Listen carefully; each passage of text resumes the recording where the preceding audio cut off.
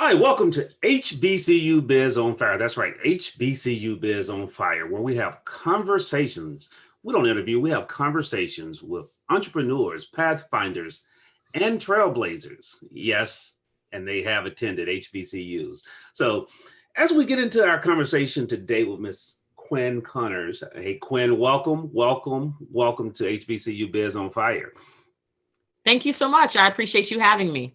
The thing about it, as we shared, one thing I always say, HBCU is a big family, and that we welcome all in. And so, just talk about your journey as you matriculated at Howard. You decided to get a master's at Howard University. Talk about that experience, and before I get started, you really draw on a unique perspective that a lot of HBCU students don't have because you did undergrad at a PWI. So, talk about that a little bit. It was an interesting time. I feel like my undergraduate experience at Westchester University prepared me to be a leader.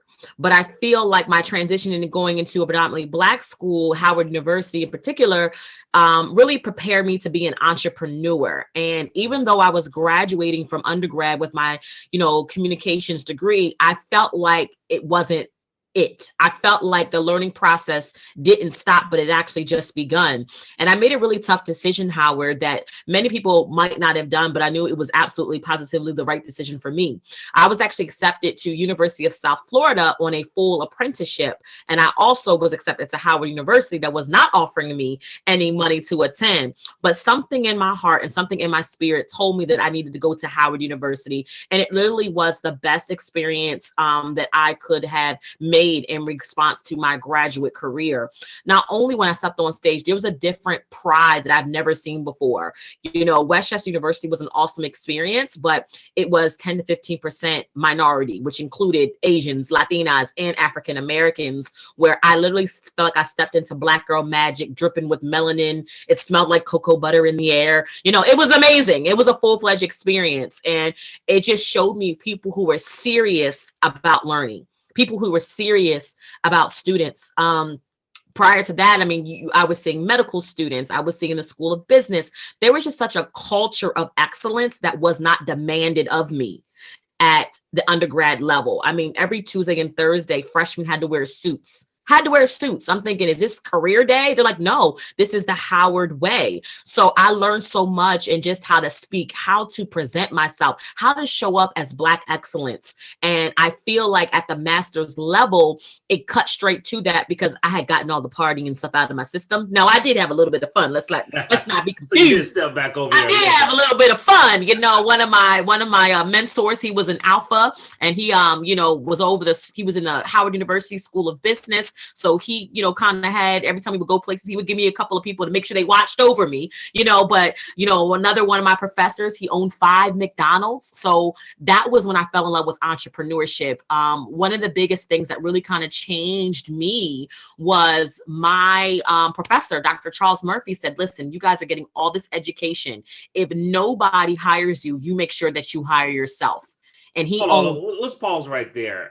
What did you feel when you heard that? Because you already told me that you came prepared as a leader, but you really felt Howard propel you as an entrepreneur. So when you heard that, what went through your mind, Quinn? It clicked. I said, he is absolutely right. He is a genius. I don't know anybody who's owns 1 McDonald's, let alone 5. So it was just one of those things where I saw people at their excellence. And where I'm from, this is no shade, but the majority of the people who made it were working in factories. So to see these professors coming and, college educated, well-groomed, with options, he is right. If nobody hires me, I can hire myself. So I digested that. I tattooed it on my heart. I'm like, yes, you are right. Power to the people. I love it. So yeah, it was just a confirmation for me. That is something that is one common ground about all the HBCUs. Anyone I've had conversations with, it was a moment. It was a moment there that in an interaction with the professor most of the time that really helped them see something different.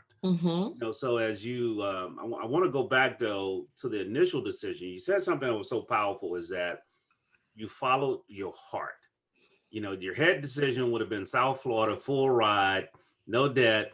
Uh, South Florida, I can say that again too.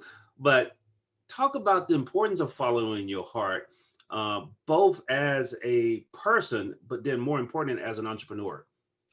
You know, people will say all the time that when it running a business is don't get in your head, but absolutely it is. If I meet someone and I get a good feeling about them, people do business with who they like, they admire, and they trust. And something inside of me said, Quinn, you need to go to Howard. Like there was something for me, and it was so strong. I mean, I'm going to attribute that to my faith now. I didn't know what it was then, but I'm just so happy that I was obedient, because a lot of times we know there's always a soft, still voice that is directing us and guiding us. I mean, it could be as simple as us driving on a freeway and something tells us you should take that turn and we missed the turn. And then our GPS reroutes us. And it's like something told me, right? So we always have those moments. And, you know, I will be honest, I haven't always listened to that voice, but it came through so strong with Howard. And I believe that as you go through this life, that sometimes we have to get quiet and hear those things, because sometimes things are not screaming and yelling at you. It's a small voice and it just feels right. You can't describe it. Logically, it makes no sense. Everybody around you is going to be looking at you like you had like a chicken with your head cut off. They're not going to understand it. And it's not supposed to, they're not supposed to understand it. You have got to trust yourself sometimes and make some decisions that might make other people heart skip a beat. And that's what I did. But I think it's just in that moment, I trusted me and I trusted that voice. And I knew that Howard University was where I was supposed to be. And I have never looked back except these student debts, you know, as far as that. And I ended up getting some money anyway to go to Howard. So it worked itself out. It wasn't a full ride, but it worked itself out. But just listening to your heart and your intuition would never really steer you wrong.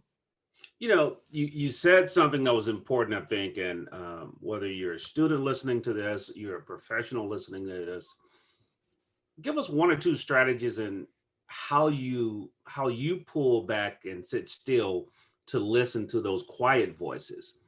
And because oftentimes, like you said, it's not a screaming voice, it's that little subtle voice in your heart, but you have to be still.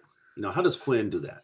You know, well, I'm definitely a God's girl. I'm unapologetic about that. And I think that sometimes we have to make space. It's like we make space for business. We make space for things that we care about. You have to make space to be quiet and meditate and pray and listen for direction, because I feel like God is always speaking to us. It's whether we want to listen or not. You know, it's almost like that woman or man who's dating. You met him. You knew he was crazy from jump, but he was cute. So you kept talking to him, right? Mm-hmm. So it's like, it's the same exact thing. I think that being intentional about that. And if I'm not sure, being quiet and still. And sometimes I jump right in, because sometimes I feel like people overthink as well. Like, go ahead and pull the trigger. Like, it's not that serious.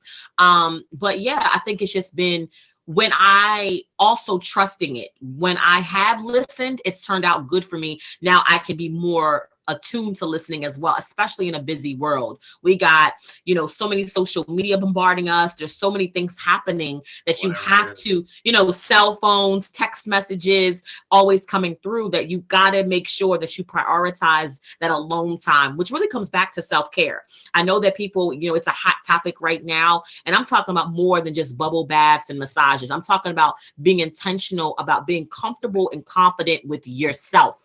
Because if this pandemic has taught us nothing, it's taught us how to be with ourselves and alone and cherish that time alone so we can get direction when moving forward. Yeah, I often tell people the pandemic taught me to fall in love with my backyard, man. I mean, it is found some new space and some new ideas back there because of the pandemic. You know, as you got prepared in communications for Howard, you know, oftentimes you're getting all this great education. It goes back into your professor saying, if someone doesn't hire you, hire yourself. How do you know, how would you help a student? If you were talking to a student right now, how would you help them shape that as they're going through college or through grad school?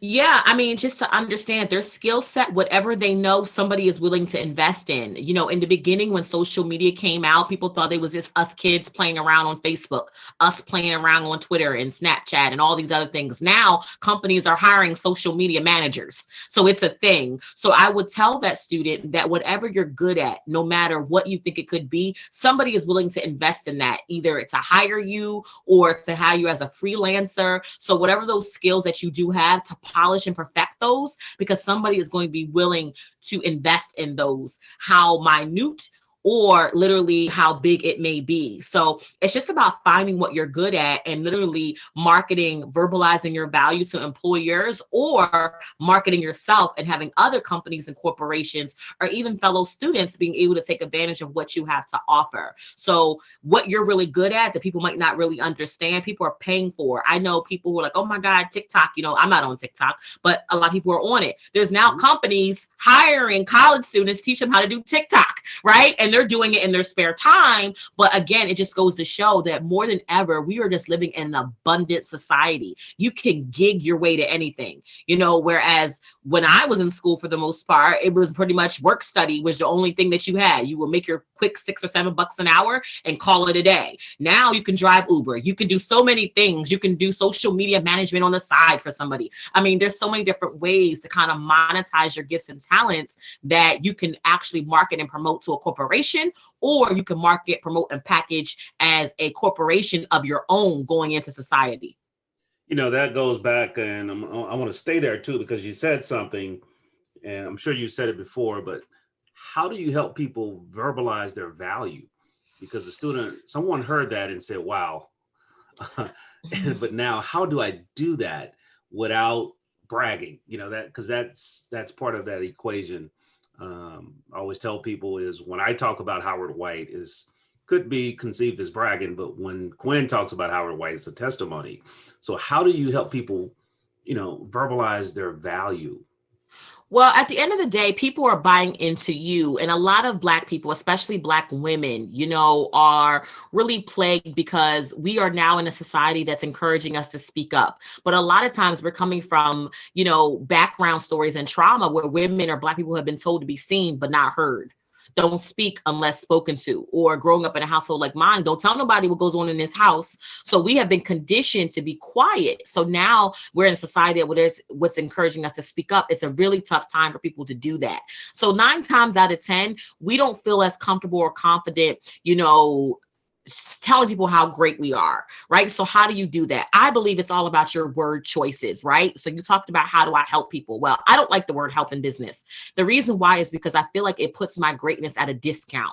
I can serve you, I can elevate you, I can assist you, I can disrupt, I can discover, but I don't help anyone in business because I feel like that is a way that puts me at the bottom of the totem pole. I know what I do is awesome and amazing.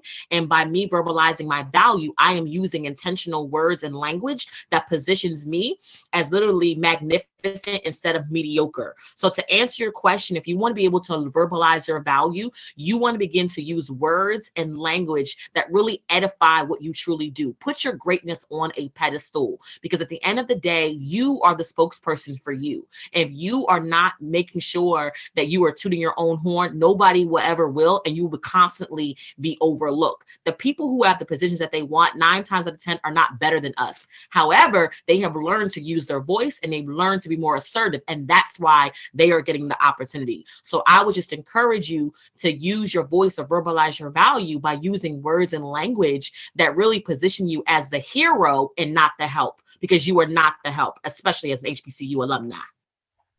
Be the hero and not the help. Girl, I love, oh gosh, you got something there. Oh, man, can you imagine the help coming out with a cape? No, you don't see they come Right. out. But the hero definitely has that cape, and or they may be in the suit until they're needed. And then he comes out in the cape. You know, so as we get ready to go to break, we're going to come back and really just dive in a little bit about your career and how you elevate people, you know, how you serve people, not help, just help, but, you know, because I know you do help some, but more importantly, how do you serve people so they can elevate? We'll be right back with Ms. Quinn Conyers on HBCU Biz on Fire. Stay tuned. Welcome back to HBCU Biz on Fire. I'm here with my guest, Miss Quinn Conyers, man. I mean, she is lighting it up. I mean, or as I used to say, she is litting it up. Boy, she lit it up in that first segment. I'm really, and we were talking about history. So, you know, she got a lot of exciting things that are going on now, and we're about to get into that. And so I know this is really going to be on fire, and we're going to learn a lot of great things about it. So, Quinn, let's jump right into it. We left off the previous segment talking about your choices of words. You know, as a communication specialist, you know, how do you, if someone is listening to this and they say, okay, how do I shift my word choice? You know, number one, call Quinn, connect with Quinn, and she can coach you through that. But even before that, what are some things they can do to help make that shift? Yeah, so I am a huge component of intentional conscious language, right? You know, on the yard, we would say you better be woke, right? So I am literally very intentional about the words that come out of my mouth, because I know that life and death lie in the power of the tongue. So anytime I have an opportunity to work with people or to converse with people or even be on a podcast like this, I'm very intentional about using luxury language, which is words and language that really put what I do on a pedestal, but also speak life into other people, where the majority of the people are going through life using discount dialect. And those are words like help. And then they're frustrated within their business. So when I show up, I am very intentional about using luxury language. Even when you say, Quinn, how are you? Most people use discount dialect. I'm good. I'm great. I said, I'm awesome and amazing. Right? Because that just extra layer of being intentional about my language is going to fire somebody else up. So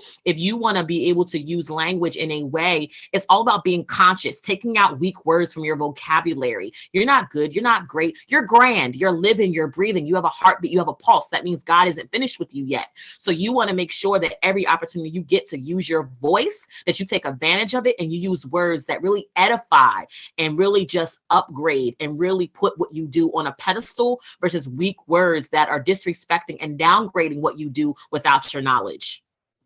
Now, I think that is, I just got a mouthful out of that and a half a page of notes right here, ladies and gentlemen. You know, earful, I guess, because I was listening. You know, I love that luxury language, and I put a phrase versus lazy language. You know, it really elevates when you shift a person's mindset, because words have power. And when you speak it to someone, it shifts their beliefs. And when we see it so much now in negative ways, but in positive ways, we can make that shift. So as we, talk a little bit about that, let's talk a little bit about your business and what you do in your business to elevate individuals as well as companies from a communication standpoint. Absolutely. So what I do is I broadcast the brilliance of Black women in business. I show them how to turn conversations into cash so they can profit from public speaking virtually and in person. I personally believe that you can make money speaking even if no one is paying you up front. How I do that with the companies and corporations and clients that I serve is I first start out with literally getting rid of their boring and basic elevator pitch. And the reason why I start there is because a lot of times as entrepreneurs and business owners, we tend to spend money or invest in things that are nice to have or that are needed, but we don't really focus on the things that are necessary. So we'll hire a coach, we'll get branding, we'll get a website. But then if I say, hey, what do you do? We have a tough time answering that question. Mm-hmm. So I personally believe that if you want someone to pay that invoice, if you want someone to hire you, cash app you, or whatever, it all starts with a conversation. So the very first thing I do is I work with making sure that you can verbalize your value. And how do you do that? We get rid of your boring and basic business pitch, and we replace it with what I call a clear, concise, and compelling verbal business card. It is what you use to tell the world what you do. It's all about starting that conversation so people go from interested in working with you to invested in working with you after just one conversation. Because at the end of the day, that's what truly matters. Everything else around you is a nice to have. But sometimes it's just you and a person talking one-on-one, and they don't have time to go to your website. They don't have time to go to your social media. media. They just want to know, what do you do? And if you can't answer that question, you are leaving money on the table. And that is how I show up. I make sure that you become the spokesperson for your business, your book, or your brand. So you're not overlooked, but you are actually attracting the client or customer or corporation who could desperately use your services. As I listen, I notice a cadence about your communications. And, and what I mean by that, it pulls you in to a point of, a lot of times, and it's not just the words, but it's what the words and how they're structured together. It really pulls you in, then it takes you to a place. Talk about developing that skill set, because I don't believe you were born with that in Baltimore. It might have been in you, but it was definitely not at this level. Talking about that as how do you develop a skill set, but talk about your skill set first, but then the thing I always tell people, principles are few, processes are many. So if you understand the principle of how someone does this for communications, there are other areas that you can take that same principle and apply it to your process. So if you would share that with us a little bit. Yeah, well, I've been a natural communicator. I mean, my mother told me I was speaking since I was 2 years old. So I've always been able to speak and to communicate. And I think that naturally when I would talk and tell stories, because I'm also a speaker as well. So I'm an entrepreneur who happens to speak. And in the beginning, I think I just was kind of talking and speaking. And then I would say luxury language over discount dialect. And then I would notice the crowd would go, and then I would say something like verbalizing your value or being an advocate for your awesomeness. So I just realized that my alliterations and my analogies begin to stick. And then people would say to me, oh my gosh, that was really, really good. I love the fact that you said that I am, I'm not the help, but I'm the hero. So once I begin to understand that my casual conversations really hit home, I became intentional. So now when I do interviews and now when I speak in sound bites so I can give you a great message with a little bit of words, because nobody wants you to hear you go run on and on and on. But if I can make my point by using words that really kind of resonate with you, then I'm intentional about it. But it wasn't honestly to people like you and other people pointing it out. I'm just thinking this is regular language. I'm just kind of talking and I'm just like, listen, stop going around telling people that you're the help. You're not the help. You're the hero. Your business, your product, your service is amazing. Stop positioning yourself in a weak way. You're not a nonprofit. You're a for-profit. So I'm like on my soapbox, and then people, by the time they're either crying or they got a page of notes, and I'm like, okay. So my communication style, it developed by people actually affirming and confirming my gift. Because a lot of times we do what we do so naturally, we don't think it's a big deal until a Howard comes along, like, yep, something special about that girl. I like her. And then I'm like, oh, you do? Okay, what did I say? Because in the beginning, I didn't even realize it. Now that I know, it's activated. It's on purpose because I want whoever is hearing me not to forget me. That is it's so funny because I had that aha moment last year from speaking. And for me, it was spoke for an organization. And so they said, you need a teleprompter. All of our other speakers have teleprompters. I'm like, say what? I'm keynote on a teleprompter? I said, I wasn't trained that way. But the real confirmation really came. My wife, when I sat down, she said, when you got up there, I didn't know who you were. You totally shifted because she had never seen me keynote. And so it really goes in that gift and talent that is already in you, but how do you really hone it? You mentioned you heard other people. Other people would heard you and then they pointed out things. And so here I am in a place asking myself, how do I hone my skills? And in particular, communication skills.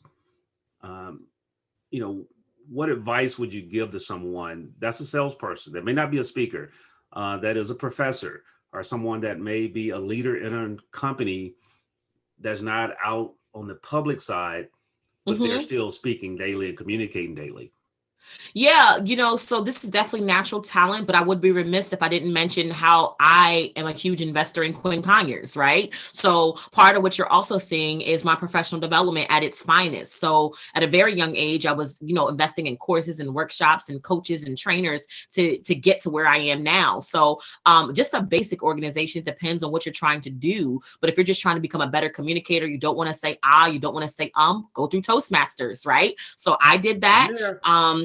I did Toastmasters, but that's just for the mechanics of speaking. If you want to have a speaking business, that's not the right place to go. But I did go through Toastmasters, and now even more than ever, there's a coach for that. There's a coach for this, there's a coach for that. So if you want to be, a better communicator or speaker, it's about really being, getting your due diligence and finding someone who has a communication style that you like, that you admire, and figuring out if that person can serve you. But also too, there's a bunch of online courses. I mean, the abundance is there. And this is beyond Google University, because a lot of times we want to get better. We want to go to Google and find out how to do it. But if you want to be good, some people are good, some people are great, and there's people who are grand. I believe that I'm in part of the grand model, right? But I got grand because I invested myself as a college student. I flew, to California to go to speaking workshops. I paid, to learn under Lisa Nichols. I invested in one of Les Brown's courses. James Malinchak. The list goes on and on. Like, I am a product of being a lifelong learner. Some people, they're no longer on this earth, but when I get up, Dr. Miles Monroe is in my ear. We got so many people. We got Jim Rohn. We got, the Eric Thomases of the world. There's so many people out there that are literally who I call mentors in my mind. They don't know me and I don't know them, but guess what? They got great content and I can consume it. I can buy their book. I can read their information and I can better Quinn. So overall, there is no excuse for you to be where you are if you want to grow. There's more than enough resources around you that you can grow and elevate as a speaker. You could do that as a group, you could do that as one-on-one, or there's plenty of organizations out there that can support you along that process.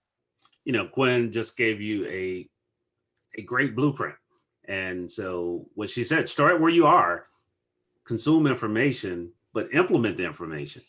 I think that is oftentimes people say, I went to this coach, and I always laugh they said, well, that coach didn't work for me. I said, well, could you send me a copy of your notebook of the work that you did with them?